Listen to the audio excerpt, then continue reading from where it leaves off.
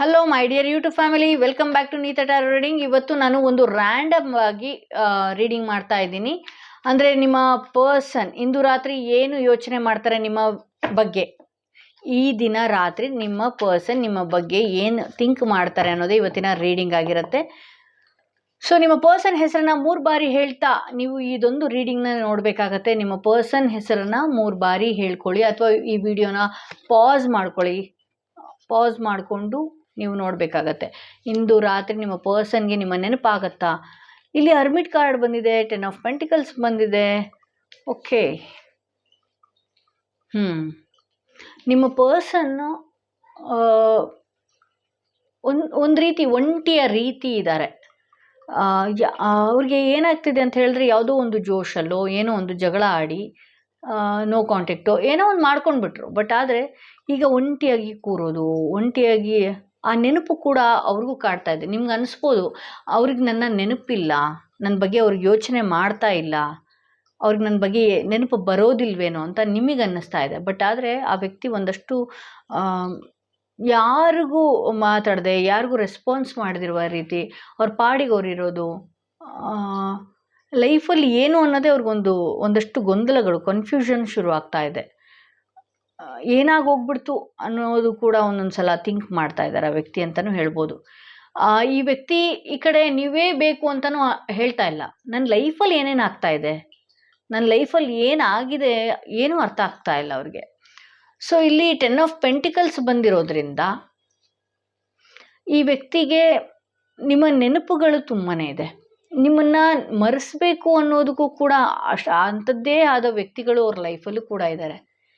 ನಿಮ್ಮನ್ನು ಮರೆಸೋದಕ್ಕಾಗಿರಲಿ, ಮರ್ತವ್ರ ರೀತಿ, ನಿಮ್ಮನ್ನು ಬಿಟ್ಟುಬಿಟ್ಟೆ ಅನ್ನುವ ರೀತಿ ಅವರು ಬೇರೆಯವ್ರ ಮುಂದೆ ಮುಖವಾಡ ಹಾಕ್ಕೊಂಡಿರ್ಬೋದು. ಬಟ್ ಆದರೆ ನಿಮ್ಮ ನೆನಪುಗಳು ಪ್ರತಿದಿನ ಪ್ರತಿ ಕ್ಷಣ ನಡೆದಿದ್ದು, ಓಡಾಡಿದ್ದು, ಆ ಕಾಲ ಕಳೆದಿರೋದು, ನಿಮ್ಮೊಟ್ಟಿಗೆ ಓಡಾಡಿರುವ ದಿನಗಳು, ಓಡಾಡಿರುವ ಜಾಗಗಳು, ಇದನ್ನೆಲ್ಲ ಮೆಲುಕು ಹಾಕಿದಾಗ ಅವರು ಒಂದಷ್ಟು ಬ್ಲ್ಯಾಂಕ್ ಆಗ್ತಾರೆ. ಬಟ್ ಆದರೆ ಇವರು ತೋರಿಸ್ಕೊಳ್ಳೋ ಹಾಗಿಲ್ಲ. ಇವ್ರು ನಿಮ್ಮ ನೆನಪುಗಳು ಎಲ್ಲೂ ತೋರಿಸ್ಕೊಳ್ಳೋ ಹಾಗಿಲ್ಲ. ತೋರಿಸ್ಕೊಂಡ್ರೆ ಇದು ಬೇರೆಯ ರೀತಿಯೇ ಮತ್ತೆ ಜಗಳಗಳು, ಗೊತ್ತಿಲ್ಲ ಯಾವ ಸಂದರ್ಭದಲ್ಲಿ ನಿಮ್ಮ ಪರ್ಸನ್ ಇದ್ದಾರೆ ಅಂತ ಹೇಳಿ. ನನಗೆ ಈ ರೀಡಿಂಗಲ್ಲಿ ಆ ರೀತಿ ತೋರಿಸ್ತಾ ಇದೆ. ತೋರಿಸ್ಕೊಳ್ಳೋ ಹಾಗಿಲ್ಲ, ಮುಖವಾಡದ ಬದುಕಾಕಿ ಇದ್ದಾರೆ. ನೀವು ಎಷ್ಟು ನೊಂದಿದ್ದೀರಿ ಅದರ 10 ಪಟ್ಟು ಅವ್ರಿಗೂ ಕೂಡ ನೆನಪಿದೆ. ಮನಸ್ಸಿನಲ್ಲೇ ಮೆಲುಕು ಹಾಕ್ತಾ ಇದ್ದಾರೆ. ಆದರೆ ನಿಮಗೆ ಏನಾಗ್ತಾ ಇದೆ ಅಂದರೆ, ಅವ್ರನ್ನ ಮರೆಸೋದಕ್ಕೆ ನಿಮ್ಗೆ ಅಂಥದ್ದೇ ಆದ ಜನಗಳು ಯಾರೂ ಇಲ್ಲ. ಬಟ್ ಅವ್ರಿಗೆ ನಿಮ್ಮನ್ನು ಮರೆಸೋದಕ್ಕೆ, ಮೈಂಡ್ ಡೈವರ್ಟ್ ಮಾಡೋದಕ್ಕೆ ಅವ್ರ ಲೈಫಲ್ಲಿ ಜನಗಳಿದ್ದಾರೆ, ಆ ಥರದವರೇ ಇದ್ದಾರೆ.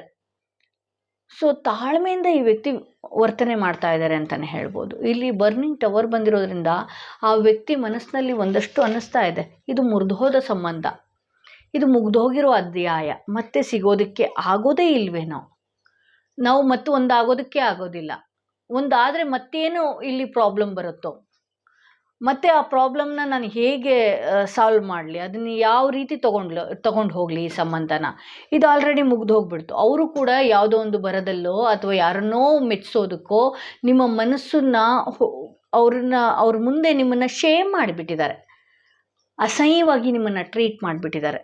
ಸೊ ಅದಕ್ಕೆ ನೋಡಿ, ಇಲ್ಲಿ ಅವ್ರಿಗೆ ನಿಮ್ಮ ನೆನಪಿದ್ರೂ ತೋರಿಸ್ಕೊಳ್ಳೋದಕ್ಕೆ ಆಗ್ತಾ ಇಲ್ಲ, ಅಥವಾ ನಿಮ್ಮ ಹತ್ರ ಬರೋದಕ್ಕೂ ಕೂಡ ಆಗ್ತಾ ಇಲ್ಲ.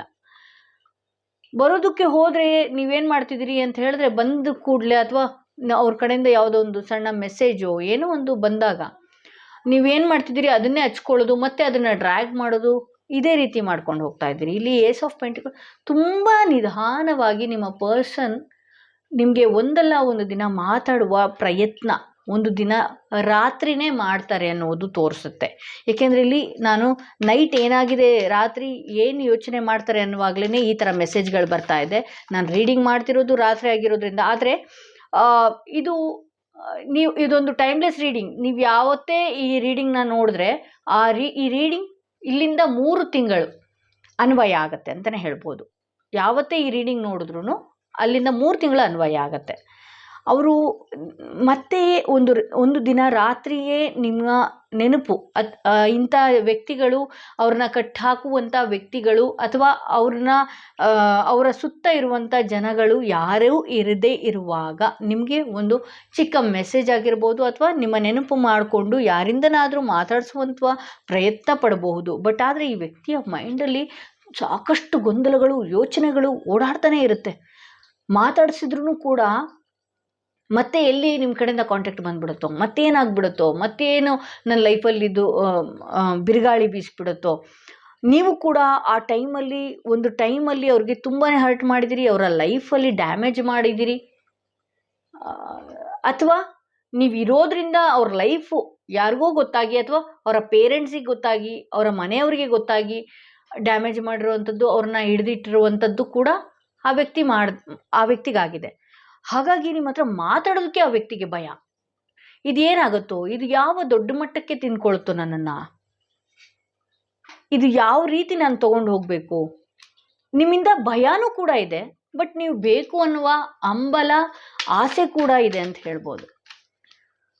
ಸೊ ಇಲ್ಲಿಂದ 3 ತಿಂಗಳಲ್ಲಿ ಆ ವ್ಯಕ್ತಿ ಒಂದು ಸರಿಯಾದ ನಿರ್ಧಾರಕ್ಕೆ ಬರ್ತಾರೆ. ಇಲ್ಲಿಂದ 3 ತಿಂಗಳಲ್ಲಿ ಸರಿಯಾದ ನಿರ್ಧಾರಕ್ಕೆ ಬರ್ತಾರೆ. ಅವ್ರಿಗೆ ಆಗ ಒಂದು ದಾರಿ ಸಿಗತ್ತೆ ನಿಮ್ಮನ್ನ ಡೀಲ್ ಮಾಡೋದಕ್ಕೆ ಅಂತ. ಬಟ್ ಈ ವ್ಯಕ್ತಿ ಈ ರಾತ್ರಿ ಕೂಡ ಅದೇ ಯೋಚನೆ, ಅದೇ ನೆನಪು, ಎಲ್ಲಿ ನನ್ನ ಕೈ ತಪ್ಪಿ ಹೋಗುತ್ತೋ, ಇಲ್ಲಿ ಒಂದು ಉಳಿಸ್ಕೊಳ್ಳೋದಕ್ಕೋಸ್ಕರ ಈ ವ್ಯಕ್ತಿನ ನಾನು ಎಲ್ಲಿ ಕಳ್ಕೊಂಡು ಬಿಟ್ನೋ, ಕಳೆದು ದೂರ ಹೋಗ್ಬಿಡ್ತಾರಾ, ಈ ಎಲ್ಲ ಗೊಂದಲಗಳಿದೆ. ಬಟ್ ಆದರೆ 3 ತಿಂಗಳ ನಂತರ ಅವ್ರಿಗೊಂದಷ್ಟು ಧೈರ್ಯ ಈ ರೀತಿ ಬರುತ್ತೆ. ಇಲ್ಲಿ ಎಂಪ್ರೆಸ್ ಬಂದಿರೋದ್ರಿಂದ ಮೇಜರಾಗಿ ಮತ್ತೆ ಆ ವ್ಯಕ್ತಿ ನಿಮ್ಮೊಟ್ಟಿಗೆ ಮಾತಾಡುವ ಸಾಧ್ಯತೆ ಹೆಚ್ಚಿದೆ. ನೀವು ಎಷ್ಟು ಕಣ್ಣೀರು ಹಾಕಿದ್ರಿ ಇಷ್ಟು ದಿನದಲ್ಲಿ, ಆ ವ್ಯಕ್ತಿ ಮಾತಾಡುವ ಸಂದರ್ಭ ಒಂದು ಸೃಷ್ಟಿಯಾಗತ್ತೆ. ಆ ಧೈರ್ಯ ಕೂಡ ಬರುತ್ತೆ, ಅವ್ರಿಗೆ ನಿಮ್ಮ ಮೇಲೆ ನಂಬಿಕೆ ಕೂಡ ಬರುತ್ತೆ ಅಂತಲೇ ಹೇಳ್ಬೋದು. ಸೊ ಆ ವ್ಯಕ್ತಿ ಇಂದು ರಾತ್ರಿ ಏನು ಯೋಚನೆ ಮಾಡ್ತಾರೆ ಅಂದರೆ, ಇಷ್ಟೆಲ್ಲ ಯೋಚನೆಗಳಿದೆ, ಫ್ಯೂಚರಲ್ಲಿ ಈ ರೀತಿ ಥಿಂಕ್ ಮಾಡ್ತಾರೆ. ಬಟ್ ಈಗ ಮಾತ್ರ ಮುರಿದೋಯ್ತು, ಒಡೆದೋಗಿರೋ ಸಂಬಂಧ, ತಲೆಯಲ್ಲಿ ಒಂದಷ್ಟು ರಾಶಿ, ಅಳ್ತಾರೆ ನಿಮ್ಮ ಬಗ್ಗೆ. ನಿಮ್ಮನ್ನು ಬೇರೆಯವ್ರ ಮುಂದೆ ಬಿಟ್ಕೊಟ್ಟಿದ್ದಕ್ಕೂ ಕೂಡ ಮನಸ್ಸಿಗೆ ಬೇಜಾರಿದೆ. ಆದರೆ ಮುಖವಾಡ ಹಾಕ್ಕೊಂಡಿದ್ದಾರೆ, ಇಲ್ಲಿ ತೋರಿಸ್ಕೊಳ್ಳೋ ಹಾಗಿಲ್ಲ, ತೋರಿಸ್ಕೊಂಡ್ರೆ ಬೇರೆ ರೀತಿ ಅವ್ರನ್ನ ಮ್ಯಾನಿಪುಲೇಟ್ ಮಾಡ್ತಾರೆ ಜನ. ತಲೆಯಲ್ಲಿ ಒಂದಷ್ಟು ವಿಚಾರಗಳು, ಎಲ್ಲಿ ನೀವು ಕೈ ಬಿಟ್ಟು ಹೋದ್ರು ಅನ್ನುವ ಚಿಂತೆ ಕೂಡ. ಆದರೆ ಅವ್ರು ಏನು ಮಾಡೋಕ್ಕಾಗಲ್ಲ, ನಿಮ್ಮ ಲೈಫಲ್ಲಿ ಅವ್ರು ಏನು ಮಾಡೋಕ್ಕಾಗಲ್ಲ. ಆದರೂ ಕೂಡ ಒಂದು ಪೊಸೆಸಿವ್ನೆಸ್ ನಿಮ್ಮ ಬಗ್ಗೆ ಇದೆ ಅವ್ರಿಗೆ. ಒಂದಷ್ಟು ರಿಡಿಜ್ ಪರ್ಸನ್ ಅಂತಲೇ ಹೇಳ್ಬೋದು. ಓಕೆ, ಸೊ ಇದು ಇವತ್ತಿನ ರೀಡಿಂಗ್ ಆಗಿತ್ತು. ನಿಮ್ಮ ಪರ್ಸನ್ಗೆ ನಿಮ್ಮ ನೆನಪು ಈ ರೀತಿ ಕಾಡುತ್ತೆ ಅಂತ ಹೇಳ್ಬೋದು. ಯಾರಿಗೆಲ್ಲ ಇಂಡಿವಿಜುವಲ್ ಪರ್ಸನಲ್ ಟಾರೋಡಿಂಗ್ ಸೆಷನ್ ಬೇಕು ಅನ್ನೋದಾದರೆ ಡಿಸ್ಕ್ರಿಪ್ಷನಲ್ಲಿ ಕೊಟ್ಟಿರುವ ನಂಬರ್ಗೆ ಕಾಲ್ ಮಾಡಿ ಮುಂಚಿತವಾಗಿ ಅಪಾಯಿಂಟ್ಮೆಂಟ್ ತೊಗೊಳ್ಬೇಕಾಗತ್ತೆ. ಯಾರೆಲ್ಲ ಫಸ್ಟ್ ಟೈಮ್ ನನ್ನ ವಿಡಿಯೋ ನೋಡಿದಿರಿ ದಯವಿಟ್ಟು ಸಬ್ಸ್ಕ್ರೈಬ್ ಮಾಡೋದನ್ನ ಮರಿಬೇಡಿ ಅಂತ ಹೇಳ್ತಾ ಈ ವಿಡಿಯೋನ ಇಲ್ಲಿಗೆ ಮುಗಿಸ್ತಾ ಇದ್ದೀರಿ. Good night friends.